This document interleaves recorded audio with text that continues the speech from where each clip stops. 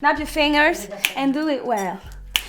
Bon, c'est vrai qu'en ce moment il y a de quoi se faire des cheveux blancs, sauf que moi je suis plutôt du genre à voir la vie en rose plutôt que de rire jaune et de broyer du noir. Bref, tu l'as compris, je vais te parler de la signification des couleurs à travers le monde. T'es prêt à décoller?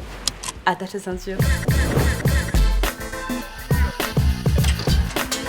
On commence par le bleu. C'est une des couleurs préférées des Occidentaux. C'est la couleur du ciel, du rêve, de l'évasion, bref, c'est quelque chose de positif et d'apaisant.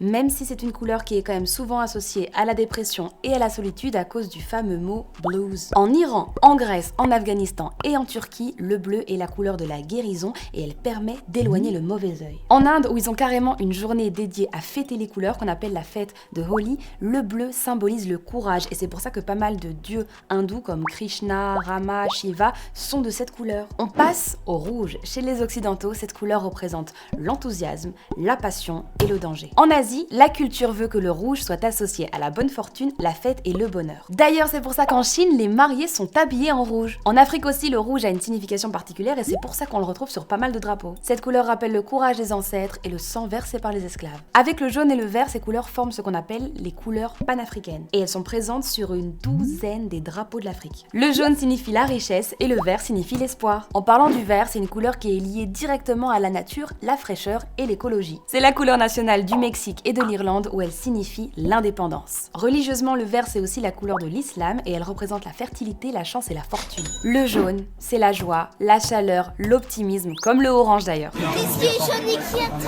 D'ailleurs, en parlant du orange, sachez que chez les hindous, c'est la couleur sacrée. Là-bas, le orange est associé à la pureté et à la spiritualité. Il représente la couleur du feu. Aux Pays-Bas, c'est carrément la couleur nationale et c'est à cause d'un gars qui s'appelait Guillaume d'Orange-Nassau. En fait, il était le chef de la révolte contre le roi d'Espagne, Philippe II, et il a mené le pays à l'indépendance. Ses partisans, on les appelait les orangistes, alors évidemment que la couleur a été associée au pays. Le orange, comme on le sait tous, c'est aussi la couleur des moines bouddhistes. Chez eux, le orange représente l'amour, la joie et la bonne santé. Passons au violet ou au mauve comme on dit chez moi. Globalement, c'est une couleur qui va avec la royauté et la noblesse. Aux États-Unis, c'est même la couleur de la plus vieille distinction de l'armée, le Purple Heart. Par contre, c'est une couleur beaucoup moins joyeuse en Thaïlande et au Brésil parce que là-bas, elle représente le deuil. Le noir, dans beaucoup de pays, c'est la couleur de la mort, du diable, de la magie, du mystère. Bref, c'est pas hyper joyeux, on va pas se mentir. Mais le noir, qui en fait, je vous le rappelle, est un mélange de toutes les couleurs,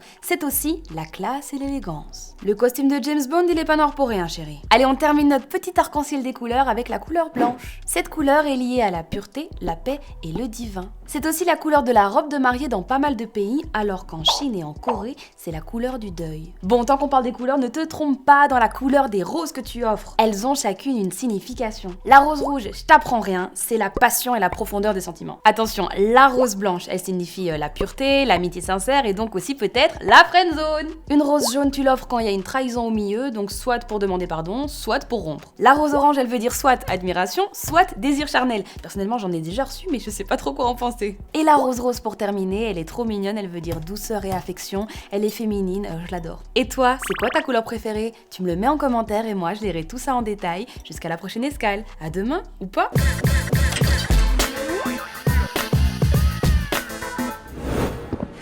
Move Radio, Hip Hop Nation.